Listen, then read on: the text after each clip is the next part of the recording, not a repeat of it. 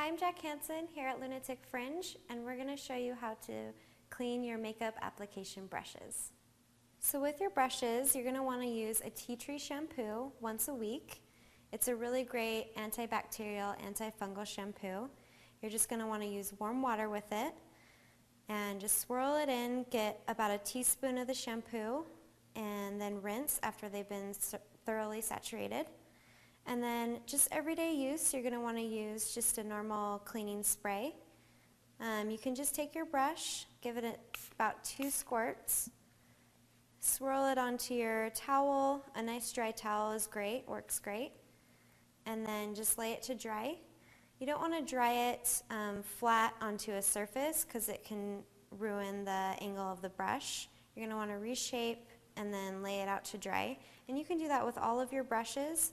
But just make sure, especially when you're shampooing them, that you do that. That way they don't get all messed up. Again, I'm Jack Hansen, and we just showed you how to clean your makeup application brushes.